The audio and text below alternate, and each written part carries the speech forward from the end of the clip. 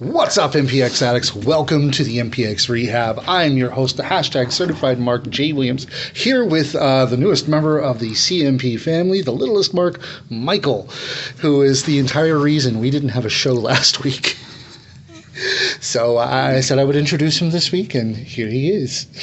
A week old and you already replaced me? Yeah. God. He likes women's wrestling. So do I. Stupid nepotism. But, and of course, here always, as always, with my co-host, The voice of the MPX addicts, Kyle Smith. And this last week, tempting fate. Yes. Because of you, I almost screwed up. I told you. But Testing fate works too, though, right? Yeah, testing fate does work. Right. But, there's, typo. They both work. Big old green leprechaun. Hey, Plancy. But last week was... Plancy's fired. No. We're going to go fishing later, so we got to... No, fired. I don't know how to describe last week, really, because there was a lot that happened that was just out there. It's setting the road for destiny, that's for sure. Oh, definitely. I mean, we're going to have a whole lot going on with that. But we started off the night with Before we start, first off, I just want to say, because obviously you weren't there, but you were on Twitch. How was the Twitch and everything like that? The Twitch stream is actually really good. I have to say I am surprised because of how much licensed music is being used as the entrance theme for all the wrestlers. Mm-hmm. I'm surprised that they didn't get muted. I mean, it happened to Metallica. I guess, knock on wood. Yeah. That's plastic. I was going to say, that's not a wood table. Yeah. There we go. But yeah, no, it's actually really, really good quality stream. Didn't have any real problems or anything like that. If you can't make it to a show, check it out on Twitch. So, speaking of Twitch, yes, thank you for that off-screen help. It's our new PR. PR, yeah, I don't know. It is. I'm not saying. No, not on air. That's not happening on air. But speaking of streaming on Twitch, so are we. As a matter of fact, if you go to Twitch now, you can catch us live there too. But yeah. Oh yeah, certified Mark production or certified _Mark, I guess. I'm gonna have to go and change that around to match just like the YouTube and the Facebook to certified Mark Productions. Because these ones I made for myself as the certified Mark are now being like, okay, I need to make that for the whole company. So we're not LLC yet. That's in the works. Okay, cool. That was a joke, but all right. Hi, Tony. No. Hi. Yeah, I know. Oh, okay. This is why I went hi, No, wrong hi. Wrong. Hi, wrong. Hi. No, wrong. That's why I spread the hand out, It's Izzy. It's Izzy James. Unholy. They can't Zero is at a concert. He's not watching us. Oh, shit. He actually is there. Zero, you're at a concert. Of course he's at a concert. He can multitask on that. Yes. But, yeah. MPX, Tempting Fate, last week. Show with a lot of controversy, especially concerning the main event for Destiny. But it definitely set the road for Destiny for a lot because I am excited for what we're going to be seeing in that one. Yes. Just a couple of weeks away. Or a few weeks away. A few. We're skipping a week, I guess. I don't know. It's April Fool's. They'll run a show, just an empty arena match. It'll happen. It'll be a complete empty arena. It's WrestleMania Halftime Heat, just brought to you by MPX. It'll be a completely empty arena show. It's just going to be the camera focused on an empty ring for 2 hours. Oh, so it's COVID. No, not even wrestlers. Oh. Hey, Dave and Kenny had a good empty arena. I agree. That was fun. The COVID fight, Wednesday Friday was all right. I can't remember who. It was like, I loved Dave and Kenny. They went in one restroom, came out the other. It was like, what the? So that's where that hole in the women's restroom came from. I have a feeling that was there way before Dave. Well, no, Dave probably did do that. Yeah. I was going to say, it's like, no, I think that happened with somebody else. But yeah, MPX Tempting Fate this last week. Good show. First match of the show was the MPX Tag Team Championship match, a triple threat. as we had the Entourage and Confident Cards taking on Children of the Scorn, trying to take that MPX Tag Team Championship. One of those things where, as Cody put it a lot of times, like, they don't even have to be pinned to lose the belts. Nope. And it was really great. It was a great way to start the night. The triple threat tag, very exciting, very fast paced. Everything did real well. The little confusing part, in which hopefully LP's okay, but it originally was announced Schaefer LP. Yeah. And now it's Schaefer Paulie, which is still great. Paulie is really, really good in the ring, surprisingly. And I always say surprisingly for the fact that we didn't know. Yeah, I still say they would have won with a better director. Oh, I figured you were going to say with Sapo in there. Come on, Schaefer. Schaefer and Sapo, they have the greatest move of Schaefer just throwing Sapo at the opponents. It works. Somebody did say that Sapo was going to be the deciding factor, and he kind of was. Yeah. Just not in the fashion that, I'm sure he would have wished. Yeah. But this was actually a pretty good match. Polly Paparazzi is obviously, it's like, I hadn't heard anything about him being a wrestler previous to, training at MPX. So, my thoughts are still with him being, a part of the Rookie of the Year running and everything, especially since we don't have any other rookies yet. We have one. Yeah, I don't know, and that was I'm going to love talking about that match. But but still, he's good. Yeah, he is good. He is good. It's like, and he's really good with the character work as well as the wrestling, because there are a lot of, especially newer guys who they'll do the character work on the entrance, and then once they get in the ring, it's hyper focus on the wrestling, right? And forget to do the character work. He did a good job on that, keeping the character work going.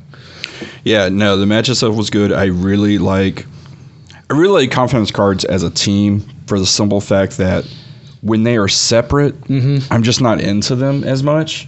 Like, Chip is kind of always seems like he needs a little work here and there. Chad seems more complete and full. Just even as a singles, I'm not really into it. But when they are together as a team, they are amazing. Yeah, it's like they do a lot to complete each other as a team, as wrestlers, and it's really cool. It is, and and it is very hard to kind of break away from tag teams. There's very few that, even when you look at the history of tag teams, everyone says LOD is one of the greatest tag teams ever. But you take them separately, no one gives a fuck if Animal's by themselves or is Hawk by themselves. I mean, it's like, hell, if you talk about classic tag teams, look at Rock and Roll Express. Yeah. Midnight Express. Exactly. There's several teams that they just work better together than they do separate. And then there are some that can work separately. Children of Scorn, Tommy and Gabe, singly are amazing. Together, amazing. There's very few teams that can... Basically, my whole point is there are very few teams that can have great chemistry like that and find a spot in wrestling. And everyone, at least for the most part, because tag team wrestling has been so looked down upon since like the 90s and 2000s, everyone wants to be that single star, and they really shouldn't. Some should focus on tag team, because if you can make a great tag team like Confident Cards are, fucking run with Purple Haze. Absolutely. Now, granted, Purple Haze is a little different because, Stevie's good individually, Prince is pretty good individually, but together they're amazing, and it really does boggle my mind that Purple Haze is only an MPX thing. They could take that and run that all over Texas and be one of the best teams. And I was like, to be perfectly honest, it's like and I say this with all the love for Chip and Chad, but it's like, whereas Purple Haze elevate each other, Confident Cards complete each other. Yes, exactly. It's like, it's a different level there. It really is. But there's also, I really want to see more of Brilliant Gems together too, because they are incredible. And that's one that I do like. I don't mind seeing Dylan by himself, but Demo, the couple times I've seen him, it's been all right, but I'm just not into it. He's good. But then when he's in the tag team with Dylan, it's like, holy shit. And it's also just the contrast of a really big guy and the really small guy. Yeah. It works. I keep expecting that at some point they're going to do a fastball special. Oh, yeah, they should. Demo's just going to pick down. I'm telling you, that's what Schaefer and Sapo should do. That's what needs to happen. That is a big-ass cannonball to throw. It would be great. But then, with that one, he's got to make a joke about, Mario throwing a turtle shell. God, Schaefer could do it. My favorite fighting style. Schaefer could do it, and it would work. It would be great. But yeah, no, this match was all in all pretty good. Yes. It was really well paced, really well put together, and everything. Children of the Scorn coming away with the win, retaining their championship. Glad Tommy's okay. He took a really rough landing and looked very out of it at times. From everything I've heard, he's fine, but it was pretty scary. You know, I made jokes to Red that he's got to take up the torch of being the immortal who does the crazy shit, but it looks like Tommy's trying to get that one too. Tommy and Red are neck and neck in that one. But yeah, that was a really good one. The second match of the night, the singles match between Joe Angelo Garcia and Caleb Riley, the Golden Boy. Everybody makes jokes about him being Noah 2.0, but he's a whole different beast unto himself. Is he? Okay. I'm sorry. Is he? Let me clarify. Yeah, go ahead. I absolutely love Noah Navarre. Oh, I did too. Noah needed more character work. Caleb has the confidence and self-assuredness in the ring that Noah... I disagree. You look at Noah when he started versus Caleb. Caleb is out there. He's like selling out to the fans. Selling outward to the fans. I mean, I don't know. I was thinking that watching this match, I was like, that Noah was missing at the beginning. I don't know. And I was the opposite. I was watching this match and I'm thinking the same thing. I'm like, this really is kind of Noah. He doesn't have that character confidence work. He's got the face and peril selling, I'm getting the shit beat out of me, which Noah always had. I'll give you that he and Noah both had the same problem. So did Casey at the very beginning. Yeah. They were generic creator wrestler in a lot of ways. And I think as he goes on, he will develop that. Oh yeah, and Noah developed it. Casey developed it. Yeah, it's like not everybody starts out as and Mr. Legs. And I get that, and that's the thing. I'm not saying Caleb's bad. I do see a lot of the same things that I've seen with Noah. That while yes, every time we see Caleb, he does get better and better. Mm-hmm. But there are some things that I guess it's more of kind of the expressing and the emoting and character work we're just not really seeing. Yes, we see the face in peril and I'm getting a shit beat out of me and all those expressions, which again Noah was great at too. Caleb's good at it too. But Caleb's actually where Caleb really differs is the fact that even before that, in just general, actually being in the ring and he was actually more interactive with the fans. He is, and that I do agree Noah with. was and very in himself. Yes. The other thing that kind of throws me, and it's not necessarily Caleb's fault at all because I don't think it is. I think it's whoever helps put the matches together or maybe the training, but it's if he's going to do the wrestling gimmick, he needs more wrestling type moves. He needs more suplexes. He needs more. I will agree with that. He needs more of the kind of ground and pound, try to wear them down because for being the amateur wrestler and the whole golden boy and the wrestling suit and everything like that, he doesn't do any of that really. Yeah, and like I said, that is what happened. Is like sometimes you have the people who come out with a character ready to go. Right. Other times you have them I'm a wrestler, and it obviously takes time to learn. Yeah. Obviously. Yeah, but still, it was good. The match was good. Joe obviously working very well with him on this. Well, and that's the thing. I don't think there's many other people that you could put him in there with that would make him look as good as he does, other than Joe. There's a select few. Him and Tatum had a good match, and granted, that's probably because they train day in and day out with each other. But having Joe in there, it worked. Sorry, Cheshire, you actually missed the introduction of Mikey, the little smirk. But yeah, no, this one was a really good match, and I was actually kind of surprised that Caleb got the win on this one. I was actually super surprised, just because how new he is. And then also the match itself to the finish was kind of lackluster to me for him to get that big win. And also, it's Joe's. Yeah, especially during when Joe had the momentum and everything like that. It's like I think there was something missing there. I agree with you. And I think it's also I was just expecting Joe to kind of get the little momentum back since his whole downfall with Red and everything. Because since I want to say Joe's lost 5 times in a row now. I think so. Yeah. And it's one of those where if we're not going to continue a story with Jerome being disappointed in Joe and stuff like that.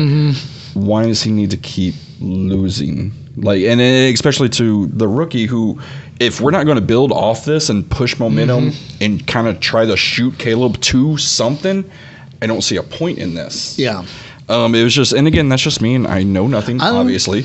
But it was a little weird, and like I said, the finish to me was a little lackluster with Joe having the high momentum, and then Caleb I just agree. 1, 2, 3. It wasn't a bad match. It's like I thought it was a pretty good match, but now that you're talking about that, I agree. It was kind of a safe match. Yeah, You know, it was one of those that I mean no disrespect when I say this, and I know people will take it disrespectful. This was a match. If we were still doing VIP and dark matches, this would have been a great match for that. Yeah. And to me, I do miss the dark matches and the VIP matches. Maybe not the VIP so much because they were doing something special with those, but the dark matches, because it really did help kind of build people up. Yeah, like, it gave the newer guys. It gave newer guys a chance. Nick and Iron Belly really, helped a lot through those dark matches. Even like Red and some other people that were just trying to get there, or even debuts. Like, no disrespect at all to the main event guy, but God, didn't buy it. I didn't like it. It just made no sense whatsoever. Yeah, I didn't. And we'll talk about that later. It's like he's been talked about. Was talked about like, oh, no, he's done this and this and this, and I'm like, I've never heard of him. No. But yeah, we'll get to that when we get to that. But I mean, and that's since we'll talk about it, because that kind of did start the show. Tatum did very good at establishing his opponent. Mm-hmm. That I thought Tatum did very well at, as far as his character work and mic skills, which Tatum's got amazing mic skills. Sometimes takes things a little too far. Sometimes, but anyways, the things that he said about saying to build that matchup. Sold. Mm-hmm. I was sold going into it, and then I saw it, and everything transpired, and I go, okay, no, this doesn't make sense. Why is he in the main event? Why is he fighting for a title? Who is this guy? It just didn't make sense to me. But up until the bell rung, Tatum sold me on that match. Mm-hmm. I can agree with that. But, excuse me. Then we had, of course, Caleb Riley coming with the win on that one. Then we had the match, a singles match, Aaron Sykes taking on Dragon Astral. Good to see Dragon Astral back at MPX again. Yeah, it wasn't bad. In a singles match, not a Chili Boy. I was going to say he's a Chili Boy adjacent, right? Yeah, adjacent. Okay. Yeah, he's friends with them. Yeah, okay. Which are they really still a thing? He's the session guitarist, dude. I mean, Corey's left him, CJ's left him. Are they still a thing? Yeah, there's two of them left. Tatum's pretty much left them. Yeah. So, I mean, it's just Mason and Dylan. Yeah. And then at least as far as I've seen. And the Pledge, I think, is still there. He disappeared. No, he's with them the 26th. Oh, really? At Hot. Oh, okay. Unfortunately, I'm not making They're fighting the Sons of Mayhem and Rugged. The Rugged Sons of Mayhem, whatever they're calling themselves. Oh, yeah. Nick, hope you're okay, Good videos. Man. Oh, yeah. I enjoyed the videos. I was dying. But no, this match was actually, it's like finally Aaron got the opportunity to fight another luchador. I don't know. I see Dragon do some of the stuff. I'm like, it may be because Aaron is so good. Aaron is like 5 years into the business. Oh, I know. Now. Dragon Astral, I think this is year 2. Okay. So there is a difference in experience there as well. But I do enjoy that we're getting Sykes a lot more, and I enjoy this. Like I said, the heel character he's presenting, this foreigner, which again cracks me up every time they introduce him that way. I talked to him about that, and there's actually a funny story about it too. I love it. Apparently, that's something that Americans get called all the time at wrestling shows when they go to wrestle in Mexico. Okay. And everything, and he just kind of stuck with it. Nice. And I just think it was hilarious that a couple days later I saw that TikTok in which apparently people in the government don't know that New Mexico is a part of America. And wait, that's where Aaron Sykes is. There are people in the government. I'll bring it up and show you after. But yeah, it was just the most hilarious thing ever. It's like, sir, we need your passport before we can do anything. Jeez. I'm an American citizen. Jesus. I'm from New Mexico. It's not just a fresher Mexico. But no, this match. His marriage license. Right. Yes. Yeah. It was a marriage license. But either way. Who's Heather? I don't know. Okay. Anyways. But, yeah, so this match was okay, honestly. I mean, like I said, I liked it. You could tell the difference in experience between the two. And it may be, look, granted, I've never been in the ring. I don't know anything, but I do know rings and ropes are different like that and stuff like that. So maybe Dragon, yes, he's worked here before, but he hadn't really done this style or worked with the luchador caliber that Sykes is. So trying to do that all stuff with the ropes and maybe you just didn't know it. Yeah. I don't know. There just seemed a little slips and flubs here and there. Doing some things that maybe he shouldn't, which is one thing I actually like about Dragon, is he's kind of big for a luchador. Yeah. So to see him do some of those things, like, oh, that's so cool. Yeah. But then when you see it kind of mess up, you're like, that's why bigger guys don't do it. And I think honestly that is up to experience. He's getting the flow right, because I don't know if he's ever faced Aaron before. Right. Or anything, because I know they come from the same school as far as I know. But Aaron has been out. He is, Aaron's been in Mexico for like 4 years. Yeah. It's like Aaron's been. I'm pretty sure when COVID hit, I think he was stuck down there. I think so, yeah. But it's like Aaron has spent more time in Mexico than he has in America in the last 5 years, as far as I know. But I thoroughly enjoyed. What I liked most about this match was Aaron's submission at the end. That was just so beautiful, and it's one of those.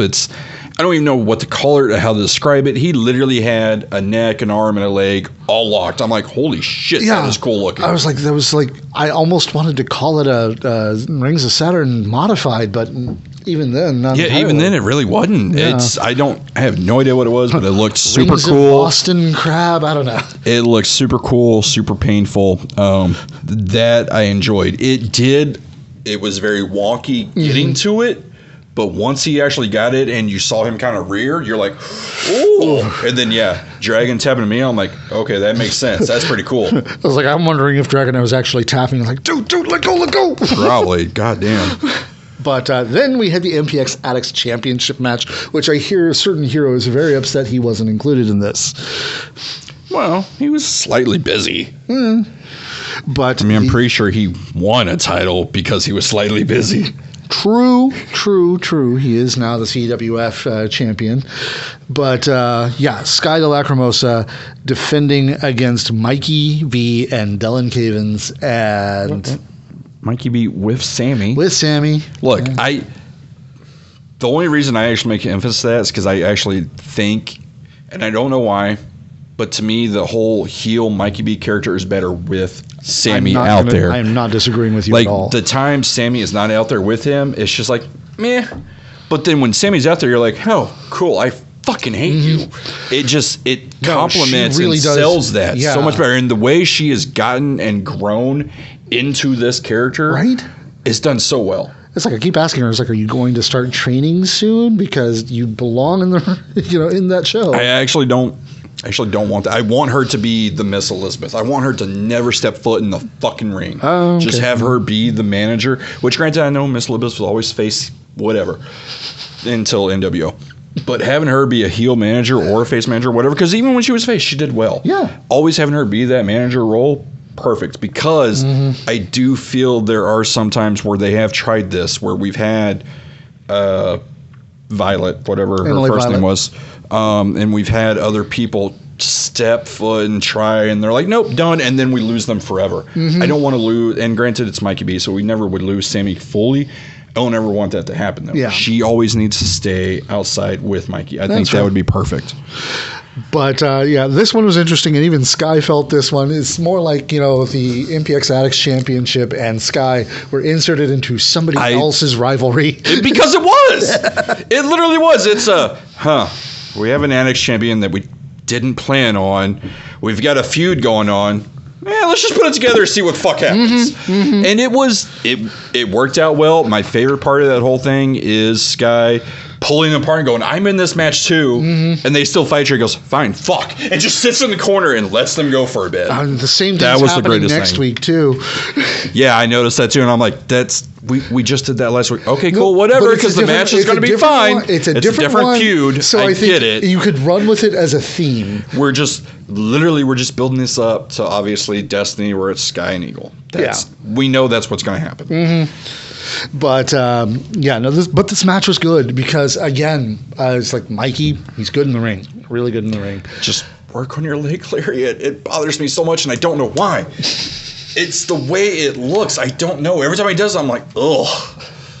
there are good leg lariats, and I don't know why I look at Mikey's and I'm like, why do I hate that so much? I think it's because he doesn't get quite the air that I don't even know. do. To me, I think it's the turn. He doesn't turn enough. Like, he literally just like, here's my ass. It's like, it should be more leg, and you kind of turn. I don't know. I honestly don't know. It's like usually but the leg lariat bothers me. When I see guys doing leg lariats, they're usually all into it. They're off the ground. Oh, my favorite was D'Lo Brown. He just kind of hops. Like I said, and I've said before, watch D'Lo Brown. His leg lariat was so fucking beautiful. It might be the same as Noah's spear, just not committing to it in the same level that he should. And maybe, who knows? Which Mikey's spear is freaking incredible. It is, but that's the other thing about Mikey that I wish he would do again. Like I said, that Spinner-Rooney leg drop, I thought that was cool. Even now that he's a heel, I think it works better as a heel. Yeah, no, like when Tatum used to do the bowling before he became the super baby face. Exactly. That really worked. But... yeah, no, it's like I can see that, but of course, Dellin being the little cannonball that he is, it's giving him a chance to go. I love watching him just because of how fast he is, and it's different because yes, he is fast, but he actually knows how fast to go with the opponent he's in the ring with. He's not too fast for some people. That was a problem that, what was it? Marsh Lewis? Yes, that's exactly what I was going to bring up. It was 3 or 4 years ago, Marsh Lewis and Dexter. How Marsh was too fast, and you literally saw Dexter grab him, and you pretty much hear him go, slow the fuck down. But Dylan doesn't. Dylan is still showing his speed and how fast he is, but he's working with the opponents he has. And it's beautiful to see. That is one thing that is amazing about him. And it's like given how new he is, he's like still in his rookie year, I believe. Yes. The fact that he's this good is amazing. He's got the natural talent for it. He does. And just such a super nice kid. I know. Like, again, I've said it before. I don't know if it's DFW. It's like seriously, I'm like his biggest fan. I don't know if it's DFW All Pros training or if it's just all the kids coming through. But how fucking nice and respectful every one of those kids is. I don't fucking understand. Yeah, no, he's really good. But Dylan is amazing, and we since we probably don't have PR anymore, try to get him on the show. You know what? Yeah. We'll get that arranged as best we can. Tony Snow also wants on the show too. I've been trying to get him on the show for. Yeah, but we got to figure out if we're going to Smokelahoma or if he's coming here. Because I don't want to do a phone thing. I hate the phones. I'm not disagreeing with you. Honestly, when Carl was like, "Oh man, I wish I'd known that he was going to be calling in," I'd have just stopped and grabbed him on the way over. I'm like, right. I wish you had. When exactly. It came to Sean. So we'd have stuffed everybody in here somehow. It would have worked. But yeah, definitely the match was great. My favorite thing out of this whole match is the finish. Just the whole stacking of the bodies for Sky and the pinning. Yes. Was amazing. Like I said on the chat, my favorite fighting style: beat a motherfucker with another motherfucker. And I love how it was the death by stereo and the. God, he's going to fucking yell at me for it now. I can't remember what the. I don't think I've name ever caught the choke slam to. Starts with an M. Power slam. Don't know. Starts with an M, and he's going to fucking yell at me, and he's going to message me in like 20 minutes. He's going to be like, murder. It's called murder. No, but it's not. I know. But it's not. It's some weird fucking name. But yeah, the choke slam into the power slam, fucking love it, and then hitting it on top of Mikey and Dylan, just beautiful. Yeah. But that was a really good match on just on character work alone. That was a lot of fun. On talent of the guys in the ring, obviously really good. Just that was a good midpoint match. Yes. And then we had probably I'd say the controversial time of the night. Oh, you think? Yeah, just a little bit. Just a bit. It from what I saw, because I missed most of it because I was outside still smoking, because your smoke breaks. I know it's not a smoke break, but the smoke break is a little short. Yeah. So I missed a lot of it, and then I saw a really short intermission. There you go, intermission. I saw a little bit. I was like, oh man, this looks really good. Tommy and Red would be amazing. I'm sure we've seen it thousands of times, but it's still great. Yeah. And then well, don't forget, that's kind of sort of how we started out with. Well, yeah. And the move they did to set up the injury to begin with, which I guess, let me take away the quotations, But the way they set the injury up with the move and the leg in the corner and the way Tommy hit it looked brutal as fuck. That whole thing. And the way they played it out, it actually did have me. I was like, oh shit, this is real. And the thing that sold me the most, and credit to MPX, granted, if they knew or not, whatever, storyline, whatever, don't care. I'm not here to talk about that. Having Athena run out there with Palmer, that sold me as to Athena risking being on camera. That sold me to holy shit, Red actually fucked up his ankle and knee. More than that, for me, what sold it to me is the fact that Tommy stayed away. Because a lot of times you'll have the guy they'll go do the setup for the fade. Yeah, but I think I guess for me, it did a little bit. I can see how it did on camera, but hearing Tommy just be like, well, "What's wrong? What's wrong?" That to me was kind of like, that could have just been Tommy trying to stay in character too. Yeah, I know. But that whole thing I thought was done beautifully and sold me. Of course, until Red came out, I'm like, oh, okay, cool. It's a storyline thing. Whatever. Awesome. It makes him the underdog, defiant, injured hero going into Destiny. Perfect. I'm here for it. It is one of the tried and true tested storylines of all time. Oh yeah. Let's go. And then having Tatum come out with it, I'm like, my only problem with this is I think that should have all been done in the back. As soon as Red walked through, and I think part of it for me is because Athena and Palmer came down. Yeah. If they would have handled that in the back, filmed it in the back, have Tatum jumping them there with the chair and everything. I get it kind of sucks for the live audience because it's not in the ring to see. But I think to me, especially like you watching on TV or Twitch, that kind of sells it a little more. Yeah, I agree. That was, well, what now? But, it's like with this leading to Red being injured, and then, of course, it's like Red posting, tagging himself at the hospital later on that night. Which, again, Facebook. Very well may be true, because, again, that first shot, at the same time, it did look like it hurt like a fuck. The boy band Behemoth had to get stitches. Oh, yeah.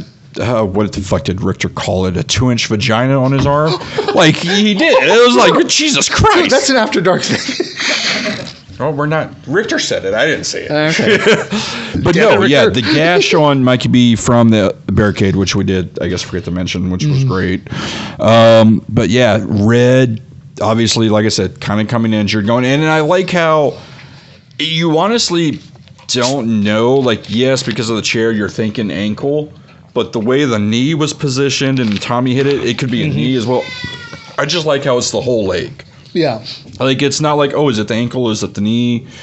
It's literally whatever, because that fucking looked brutal. Yeah, it did. It really did. And honestly, if he hadn't come back out, I'd have completely believed it. Oh, yeah. That'd have been total Mark Moon. Like I said, because both Palmers came out, because to me, in my fan watching, I'm like, oh shit, they just saw their main event for their biggest show go down the fucking drain. Yeah. Like, that's why they're out there. Yeah. That would have totally sold it. But of course, like I said, Red coming out, which I think is why it bothers me a little, just because that kind of shows, it's a story.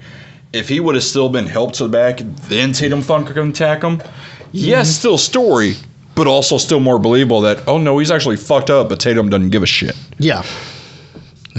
And given some of the things we saw on the chat in the group and everything like that,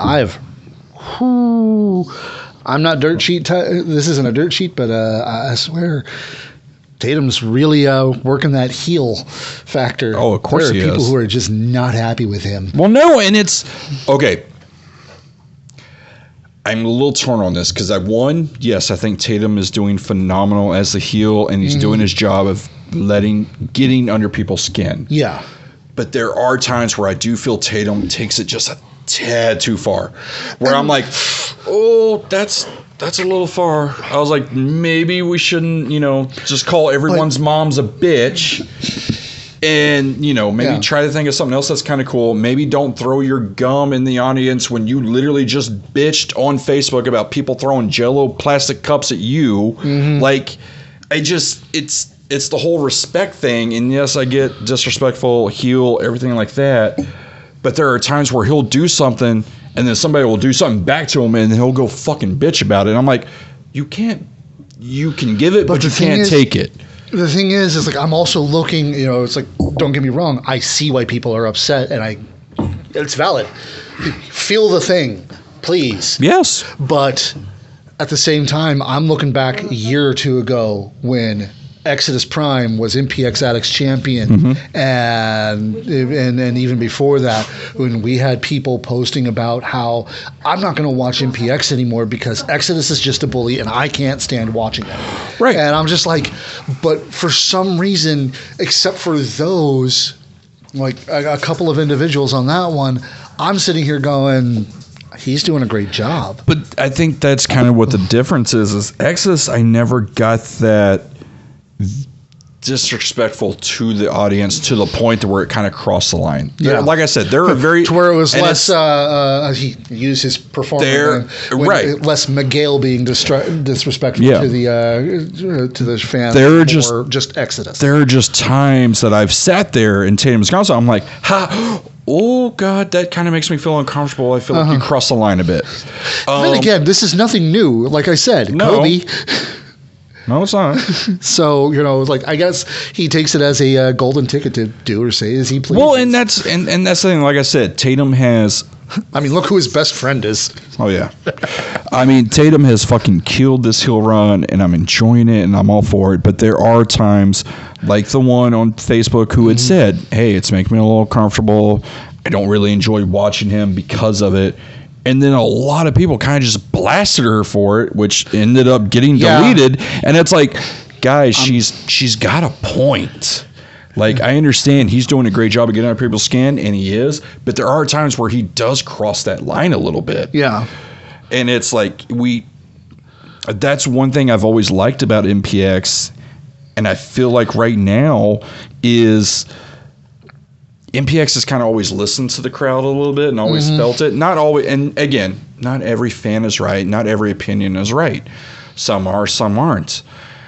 But they've always at least listened. And it seemed like this one, they just kind of didn't listen or ignored it all. And I just feel there are sometimes, like I said, I think one is, Tatum spitting his gum in the crowd. Okay, cool. That would be fine if just last week or 2 weeks ago you didn't bitch about someone throwing a plastic cup at you. Yeah, you're going to spit your gum at a fan? That's just kind of double negative to me. Yeah.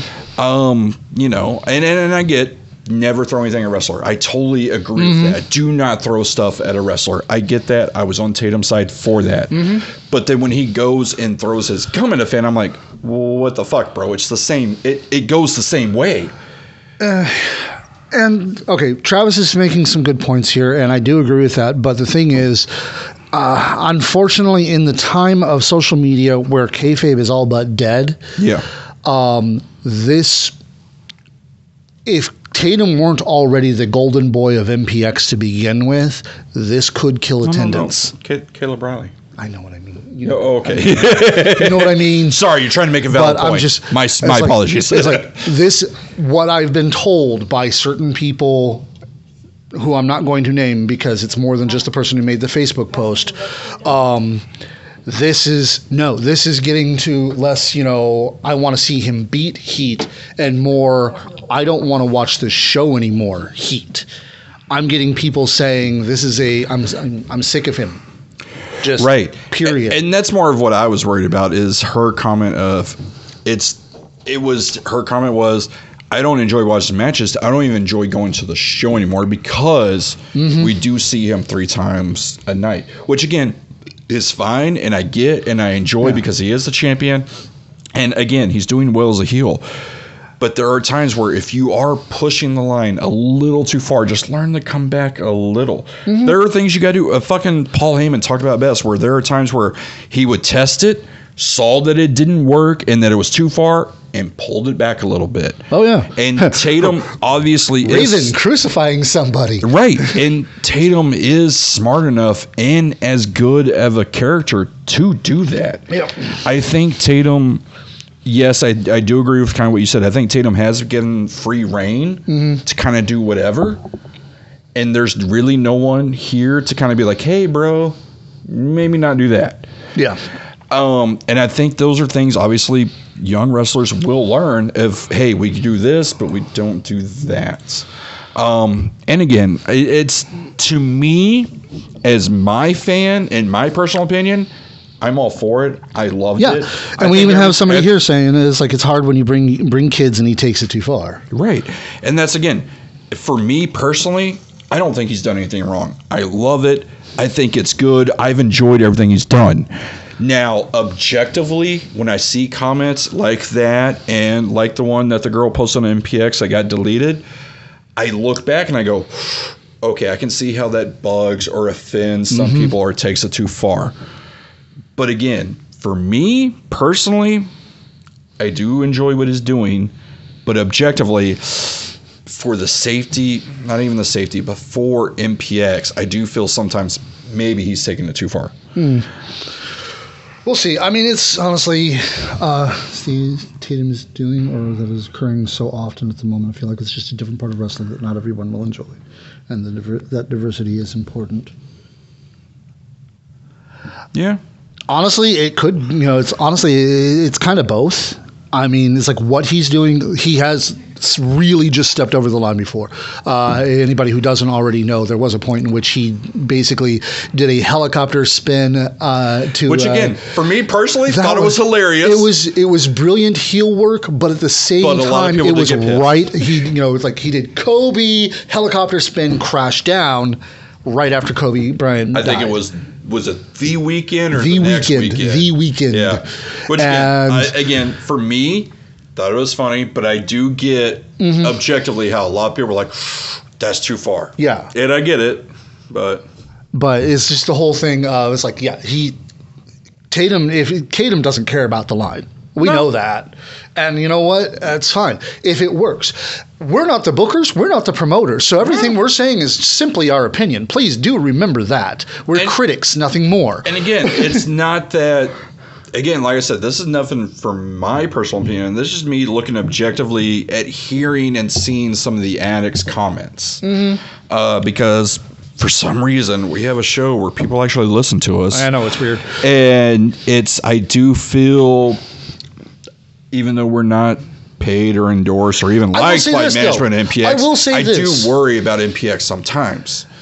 Okay. And I do worry about the attendance some part with comments like that. There was one complaint I was starting to have about MPX story-wise, just as a whole, that I never really brought up, but Tatum has kind of solved it to a degree. So again, while I do understand and see where people are coming from, and I am just voicing the opinions that have been expressed to me, I was starting to get upset with the fact that we just had these self-absorbed superstars type heels. We had the boy band behemoth who, I'm better than you. Then we have the leading man, I'm better than you, and his, entourage. We had the hero, I'm better than you, and everything like that. It's like it didn't have that feel of villainy. Right. It just had that feel of pompous asshole. Yeah. And I was just like, where are the villains? Where are the bad guys? And I'm talking like Exodus Prime at his height. Tatum is definitely Melissa Fenn. He is one of the best villains we've had. With the lines that he has crossed, he has solved that problem for me. I won't lie. But it is one of those things where when does it go too far sometimes? That is the question. But then again, when Exodus was that super villain type that he was, same question was asked there. How far is too far? Yeah. But it's not like, Tatum doesn't have merch on the table right now. He's not selling shirts, so what does he care? True. The question is, will this hurt the attendance for MPX? Travis says it won't. It will build attendance. I think that there is a danger, not a certainty, that it could hurt attendance. Maybe not by much. I think, and I've said this before with MPX before, it's MPX attendance it has a steady floor that it's never going to go behind. It has a ceiling that will always go up, but it's always got that steady flow of these people will always be here no matter what. It's got that steady, it's got that steady, consistent, which is one reason why I think it was marketable for the Pruitts and Palmers to buy it. It's got that steady flow of, hey, look, we never really go below this. We always have this, but at times we have this. Yeah. And MPX is always like that. So as far as it going lower, I don't think so, with the exception of maybe 4 or 5 people. Yeah. It may not make a marked difference. And again, they may come back. We've seen Lugo a lot lately. Lugo's big complaint was storylines are boring, cyclical, blah, blah, blah. And other things, but blah, blah, blah. But now he's back because, things are slightly different, which they're not, but he's been gone for a while, so they look different. Yeah.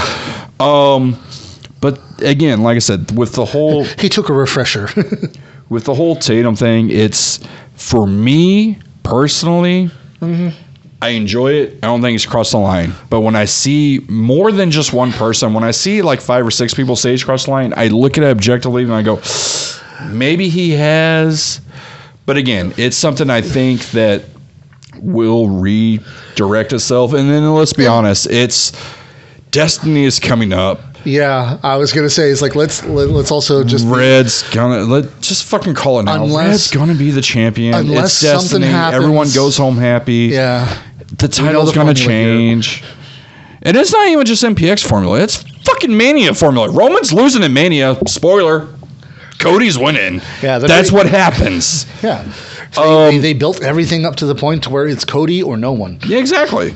Like, if they weren't going to fucking pull the Sami Zayn trigger at Chamber in Montreal, okay, obviously Cody's winning at Mania. It's what they're going to do. It's the same here. And again, I think Tatum has done very well in his heel run. The only thing that slightly bothered me is when he was doing his promo and he said, I've been here 52 weeks fighting day in and day out. Motherfucker, you literally did a speech where you took time off. We all fucking remember that. You were injured for 2 months. We remember this. Remember the purge? Don't say you were here. Say you were here week in and week out. Fine, I got no problem with it. But when you say you've been here 52 Saturdays, I got a fucking problem because you made a fucking big speech about how I need to take time off.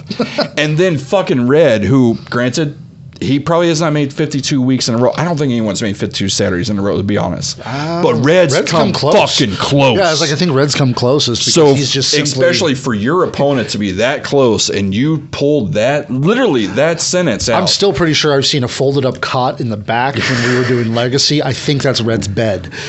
But it's just, again, that was my his promo was great until he said that, and then I lost my mind. I'm like, no, you literally were just out because of an injury for the Matlock spiel. You were gone for a week. You were on commentary, which is great. I love they kept you there. So, yes, you were working, but not wrestling. You were working, but you were on commentary. And then 4 months before that, I believe you were, I need to take some time off, and he was gone for like a month. When he lost to Exodus. Yes. During Exodus is a very short but very memorable title run. And then your main opponent at Destiny, your big opponent at Destiny, is the one closest to 52 weeks in a row at MPX is Red. And you're going to pull that line? No, you fucking lost me on it because you just made yourself look like an idiot. Yeah, well... Have we talked about Tatum enough yet? I think so. Can we go to match of the night? Let's go to the match of the night because all that really needs to be said about this match is Jet Black. But not even that. Fucking Kari. Let's be honest. I agree with Kari you. Seriously, has had match of the night 2 fucking weeks in a row. It's like okay, you're right there. Him and Stevie Hendricks fucking had one of the best matches I've ever seen live. Jet Black. And I hope we get him back. I hope we get him back consistently because I want him on the debut of the year list. I do too. This year. Jet Black was fucking amazing. Bro, that was awesome.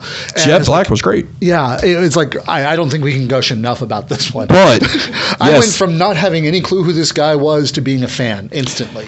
Yes, Jet Black is good, and he was great. But how good would he have been if it was not someone else other than Kari?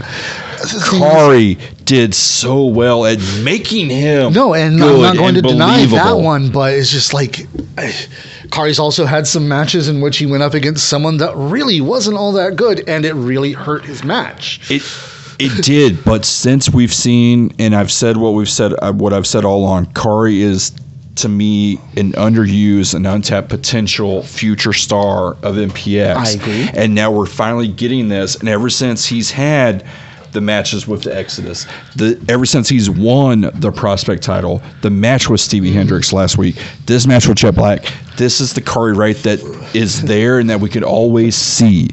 I was going to say, it's like this is the Kari Wright that we have wanted to be, a top guy at MPX for years. Like, again, it was so Probably couldn't even see that. Probably not. Nope, yeah, barely, just barely. Yeah, a little bit.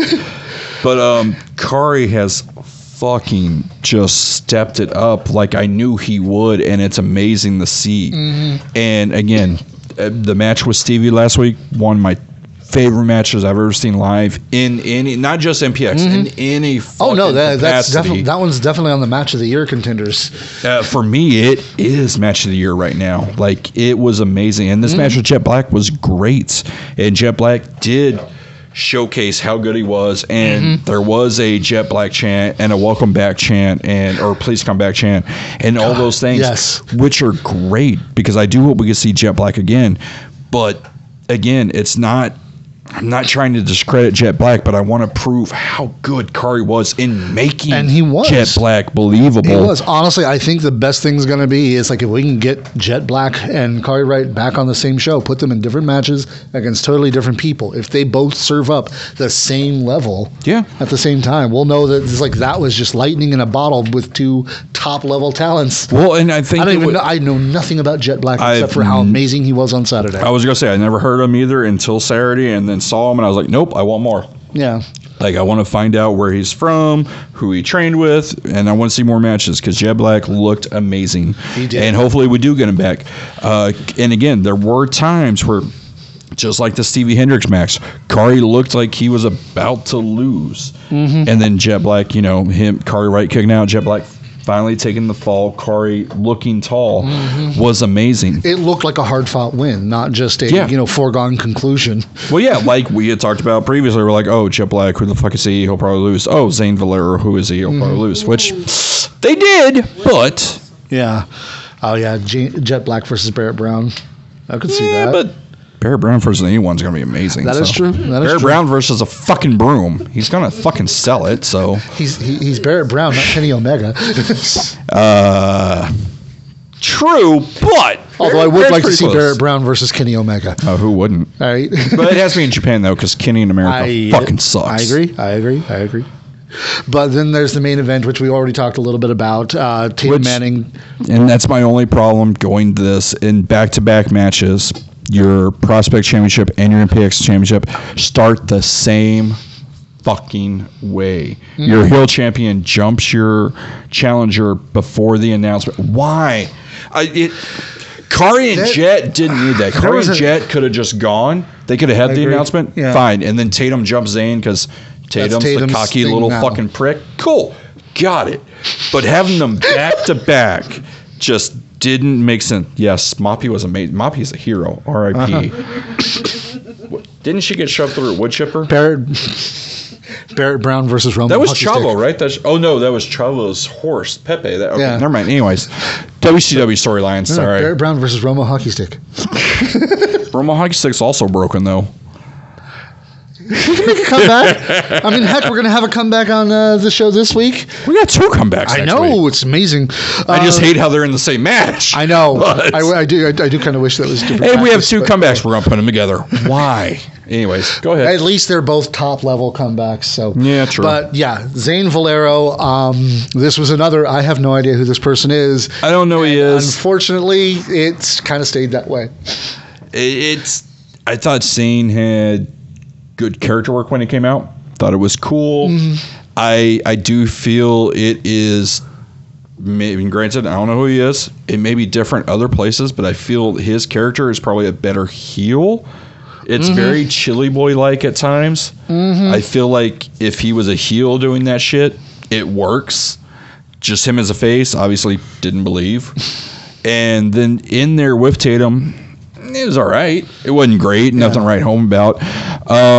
But yeah, obviously, again, Tatum getting the win. Tatum, again, doing doing good things. I don't want people to think the whole fucking 30 minutes we spent earlier is me shitting on Tatum. It's really not. I really do think Tatum is good and is talented and is doing well. Yeah, that rant was about one specific aspect. Yeah. Overall, it's Tatum Manning. He's still good, and we've said that ever since we were one of the first ones to say, no, he did. This kid's got something. So, what? Yeah, he really did have a Shark Boy feel. Oh, he did. But it wasn't even, I don't know, kind of, but even Shark Boy I felt was always more face. I never got the heel. Phil Shark is Shark Boy. And not just because of the whole shark aspect. The way he looks and the way he moves, I feel, just throw a fucking shark mask on him, it's Shark Boy. Hey, Phil, for Retroplex this year, come on. Is Shark Boy even old enough to be part of Retroplex? Maybe. It's one of those where I think it's... The match itself was fine. I think Tatum did very well. Again, at establishing a credible defense. This had a lot of the same feel as the Joe versus Caleb match earlier, in the fact that it didn't feel like they were trying to go that extra mile. Right, but even then, I mean, that had the surprise of Caleb winning. There was no surprise in this. Yeah. Like, literally... I was actually sitting there waiting. Tatum's music hits. He's going off. I'm like, okay, cool. Something's going to happen. Red's going to come out. Something's going to happen. This feels very lackluster. And then Cody's saying goodbye, everyone. Oh, shit, we are done? Okay. It felt very lackluster. And it wasn't even Tatum's win, because Tatum's win was semi-predictable. But even then, just having Red, maybe a video of Red trying to come back and people holding him back or something. Ernie coming out saying, hey, your match at fucking Destiny is no holds barred. It was just something. It felt very lackluster. Tatum getting the belt, spitting his gum in the crowd, going to the ramp, holding the belt up, and then walking away. And then Cody's like, all right, everyone, get out, bye. It's just like, wait that's it? Like, I don't know. It just felt very weird. And that is honestly, if you really think about it, now that you've talked about that, it's like, if you really look at it, between his opening promo, and his attack of Red in the mid show. You see him 3 fucking times a night. And then the main event, it all leads to... Yeah, this is the Tatum Man. This is no longer MPX. It's Tatum Manning. Yeah. Like, it's one of those where... And again... I'm not shitting on him because I do enjoy it. I actually think he's doing very well. Yeah. But it does remind me of one time I was at ROH with my friend, and he fucking hates BJ Whitmer.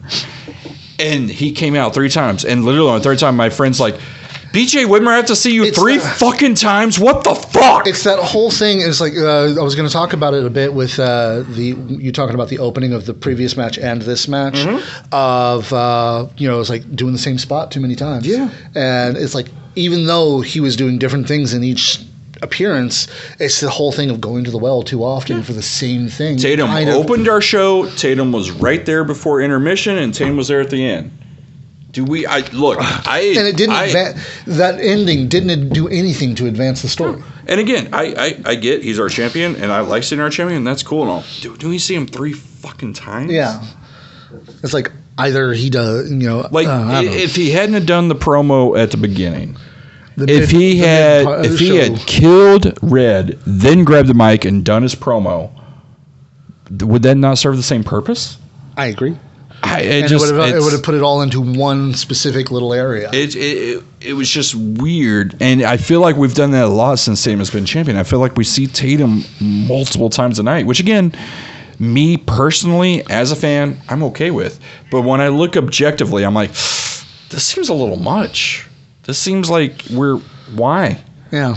Like, did we lose someone? Can we not put an extra match here? Does someone else not have any promo skills? Why is Tatum the only one given a fucking mic to talk on? Yeah. Like, several other people can actually talk. Why don't we fucking let them? I agree. But yeah, that was Tempting Fate, and I think we just tempted fate here with this show. We haven't got canceled yet already? Not yet. Oh, okay, cool. First night on Twitch, we're done. But that is going to lead to one of my favorite named shows, Mayhem at Mid-Cities. Don't hate women's wrestling or Tatum. But Zero is talking about Black Satellite just got done waiting for Devil Driver. Oh, Yeah, that's you're at that one. Oh, I didn't realize. Zack Ryder feel. Oh God, I can see that. I guess, but I do again. Early I like Zack Ryder. Early Zack Ryder. Oh, okay. Let me rephrase. Zack Ryder's all right. Matt Cardona's a fucking god. Oh yeah, I love Matt Cardona. That's Matt Cardona. Jesus Christ. Him letting everything out all at once. All right, so. Mayhem at Mid Cities, one of my favorite names. I was actually expecting it to be May again, but the matches we've got announced, I'm really looking forward to. The triple threat match that's going to determine the number one contender at Destiny for the MPX Addicts champion. Shh. You never know, it could be Joe. Aaron Eagle versus Joe Angelo Garcia versus somebody I've never heard of before, Slim 7. Never heard of him either. Like the promo picture. It looks like he's got a good look. Love the fucking name. I actually do. Slim 7? I like Slim 7. I think it's cool. He's from the Rhodes Academy. Oh, okay, cool. Okay, so then we're getting solid. Yeah. So you got 3 solid workers in there, right? Yeah, right. So this one will actually, it's like I'm interested. Yes. Definitely. I do hate that. I feel like we do know the ending of this match, regardless. Which I would love it for it to be something different. Say fucking something happens and Joe or Slim gets the win. Mm-hmm. Eagle whines and bitches, and so therefore we get like a triple threat Destiny. Something like that. That would be interesting and cool. Yep. But more than likely, with the way everything's been going, it is Eagle and Sky at Destiny, and I hope it's some type of specialty match, like an excessive violence match or something. That'd be great.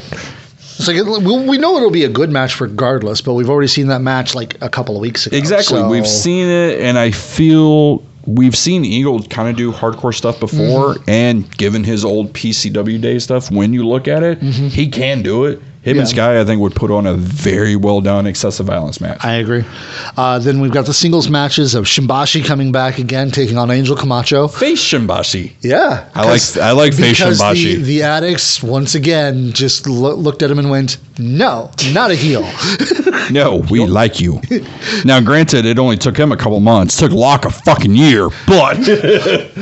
Okay, but that's because there was a good back and forth that was being built on with that one. So this one it's like when Mikey came out, he wanted to be a heel, and the fans said no. So, and now the fans hate him so much. Oh, yes, and he's doing great at it. Yes.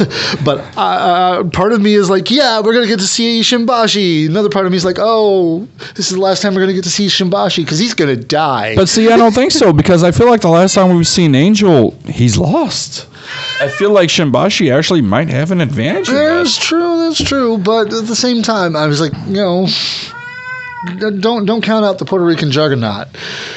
Don't discredit the Canadian Dragon. I don't know. We'll see. I'm very interested to see how this match. I think it's going to be fun and it's going to be good.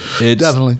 I think this is one thing. Which, granted, we've only got 1, 2, 3, 4. We've only got 5 announced matches, but they all seem really good. Yeah, and then we have a match that until last week, I would have said that this should have been held off until Destiny.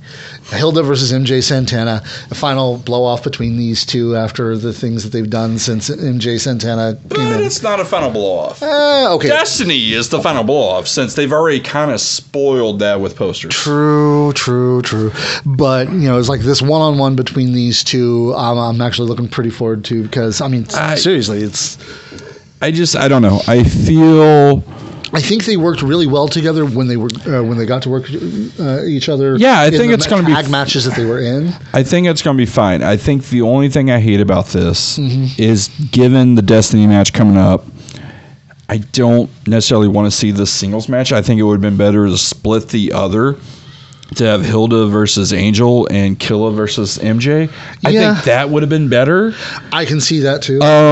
And the other thing was when they announced Hilda and Abaddon versus Morgan in a mystery, of course your mind goes, oh, who's the mystery? And you build it up too much, and then it's Santana. I'm like, I get it, but it doesn't make sense. I think if there were more, if we saw more promos between the two of them, like a lot more back. But then again, I don't follow MJ on. Facebook, I know, and I don't know if she's going back and forth. I haven't seen anything on the Addicts group.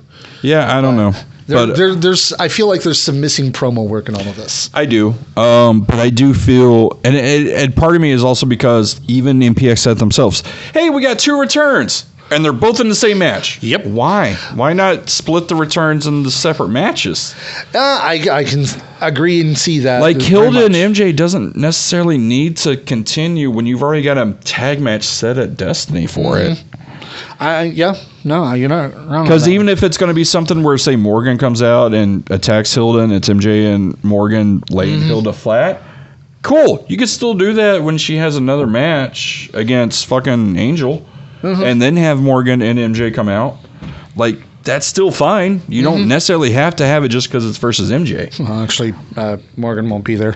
No. Yeah, okay. She's defending her title against Skylar Slice, I think, Oh. at APW. For the 20,000th time. Cool.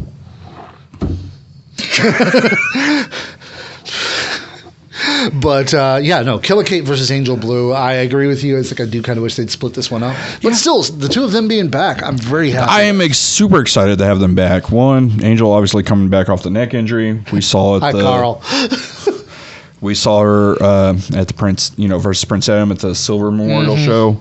She looked good. She looked amazing, in great shape. Yeah. It's like, obviously, she has changed a lot of her style to protect herself. Well, and that's what I'm saying. Totally. It's one of those I'm hoping the next fully And then okay again, to go. actually, that I could see being why it's Killer Kate she's going up against. Yes, I totally get that. Killa is obviously going to protect her more. The only problem I hate with this is, I believe, in the 5 years she's been wrestling, I think this is Killer Kate's only second time at MPX. Second or third. Again, not a lot. But she has been making a name for herself. She has been making her stand for a lot. But that's my point. It's something the Addicts have Is she always gonna rap wanted. for us? It's something the Addicts always wanted, and we're getting her, and you're going to pit her against the returning, fresh off her neck injury hero of Angel Blue. I hate to say that. It's like, I know Angel loves working heel. That was the one thing about her.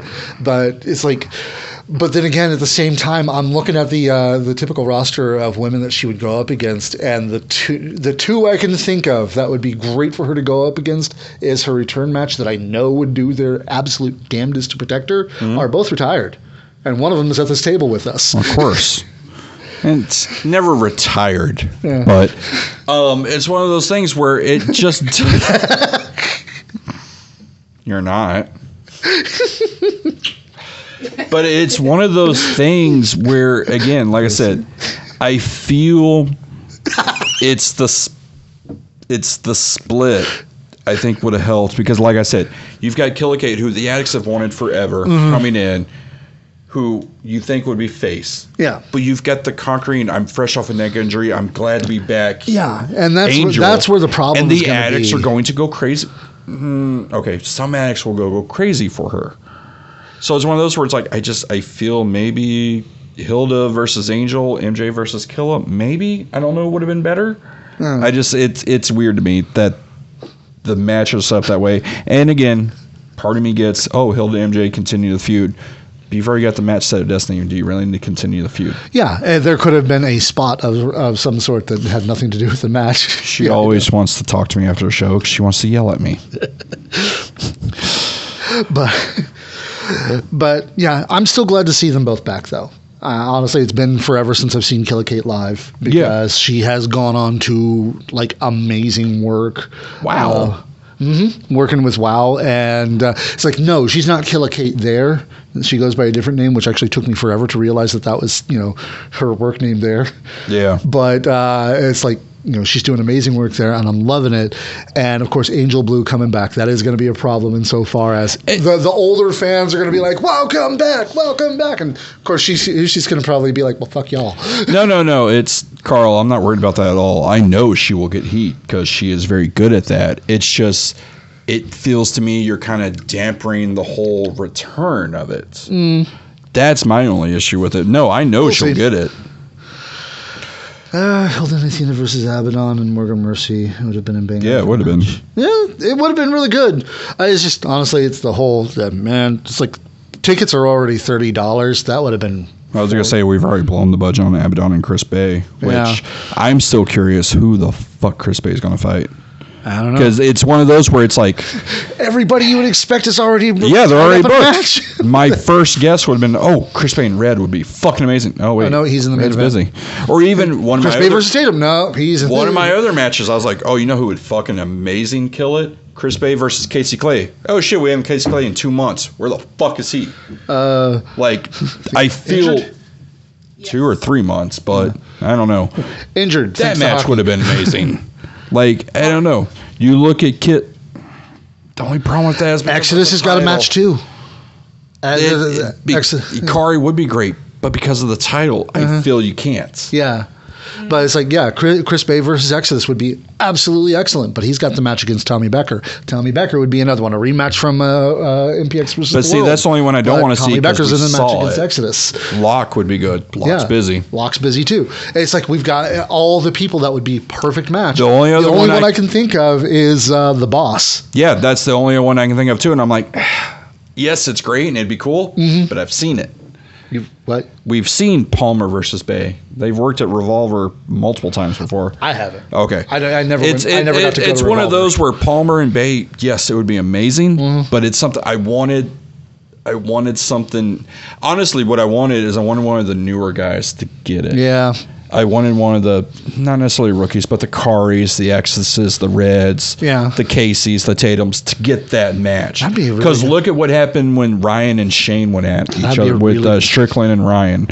That helped Ryan so much match. Tommy getting Chris Bay helped him a lot. Oh yeah.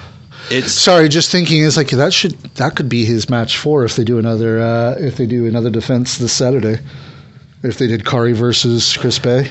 They haven't announced what Kari's doing yet. I mean, yeah, that's true. And it's just one of those where it's like, that worries me because are we going to get a fucking Kid Bandit situation again?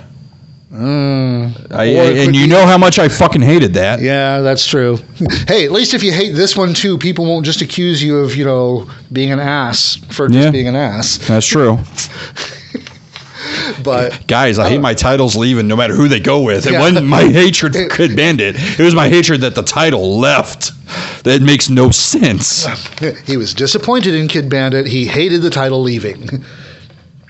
Although I've seen what Kid's been doing over in California. Dylan would be good, but Dylan's also busy with Mikey B. Yep. So we're probably going to get that blow off at Destiny too. Yeah. Tommy Dean would be great, but I think Tommy Dean is taking time off till April 29th or whatever. Yep, because he got convinced to come back. Because again, you never retired. You never take time off. You're Kirby fine. himself said it. Nobody ever retires in the wrestling business. But let's talk about the triple threat MPX Addicts match. Like we said before, it's Sky getting inserted into somebody else's rivalry. Which again, they have to do this spot of Aaron and Locke fighting, and this guy just pull apart and go, I'm in this too. But because it's Aaron and Matt, they both just punch Sky. Yeah. Be perfect. I could see that. That would be great. Not that we're calling their spots for them, but honestly, I'm looking forward to this one because it's like I just want to see the character work on this. Yeah, it's like we know Aaron versus Matt is going to be good. Sky is always good. Yeah. So this will be a perfectly good match. It will be, and it's going to be physical with the 3 that are in there. Not that you know. We got Texas Strong Style. Actual luchador training and excessive violence. We've got guys. Actual luchador training. Well, some of our previous luchadors. I get it, but it makes me laugh. No, as in Mexico, luchador training, authentic. Ole. Good. I mean, what? No. If he does it just to piss us off. Yeah. Like how we said Red's going to win the belt. We just cost Red the belt. Sorry, Red. Red's going to message you like, you motherfuckers. Hey, last time he lost a belt because of this show. That was because of him and Jake. Fault, so that was him and Jake. That wasn't us. But speaking of which, I missed that big fucker too. Have Jake versus Bay. That would be great. I could see that. That would be good. I could see that. Confident Cards and the Entourage both showing up as well. Hopefully it's actually LP this time. I mean, not that I hate Polly or anything. I don't hate Polly, but it's one of those where it was good to see LP back in the ring again. I hope he didn't hurt himself. Doesn't look like he's missed a beat, so you're like, oh shit, this is amazing. Keep at it. And then you're announced, and then Ghana's like, oh shit, are you okay? What happened? What's going on? Yeah. Of course, he's had scheduling conflicts before. That's why he was always so hit and miss for a long time of having LP there. So, again, let's get Turtle in there. Turtle would be good. Yeah, definitely. Is he cleared to wrestle yet? I don't know. It doesn't matter. Just throw him out there. Yeah, I agree. We need Dimitri back. Now, him versus Bay would be great, but we just, in general, I agree with the sentiment. We need Dimitri back. That's just my personal feelings, though. But yeah, so that's Mayhem at Mid Cities. Make sure you have your tickets or catch it on Twitch like I'm gonna. Yeah, it's gonna be great, and then obviously realize, April 1st, there will not be a show. Yep. So this is the last show before Destiny. This is the go home show. So it's definitely something I think big would happen if it's going to happen. Because again, Tatum's not on the poster nor announced. More than likely he'll be there. Yeah. Maybe Red comes out on crutches or something, puts the Destiny match in jeopardy. Who knows? Yeah. Something will happen. There's a lot going in the Destiny that we also don't know. Like we speculate on matches, but we don't know. Yeah. Exodus versus Tommy Becker, we're for sure is happening in Destiny. There's not a graphic yet, but Ernie did say you're not going to have your match at Destiny if you don't let him go. So that match is for happening. We're assuming Sykes and Locke have some type of match. Eagle and Sky have some match. So a lot of this, the final Destiny card. The Tag Team Turmoil. Tag Team Turmoil, which I Turmoil. kind of hope is at least 6 teams, maybe. And I know that's asking for a lot of tag teams. Yeah, that is. I want more than 4. If you're just going to do 4, just do a fucking Fatal 4-way. Yeah, Fatal 4-way elimination. That would be cool.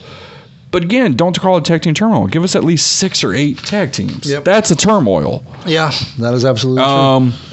But yeah, it's a lot of the Destiny cards going to be fulfilled at this show, I think. Especially with April 1st being, taken off because of building construction. Yep. It's because of Mania, but building construction. I'll say it. We'll talk. But too many moving parts, Kyle. Yeah. But yeah, I'm looking forward to it. That's what happens on a go-home show. There's so many moving parts, right? Yeah, right? So we'll see what happens. And thanks for tuning in, ladies and gentlemen. Thank you for, watching, as usual. And, well, make sure you check us out on Twitch because, we're trying to get that going. Eventually, we may just start making exclusive shows on Twitch and things like that. Maybe not Rehab specifically, but maybe After Dark or I don't know. Oh yeah, I need to talk to you. We were approached to work for a network. What? Yeah, it was in the messages. I thought you saw it. We'll talk. I did not, but I will go happily check that out. Oh my god. Well, usually I used to let PR deal with that. Yeah. No. So we'll talk about that later. Either way, mark out, ladies and gentlemen. See y'all Saturday.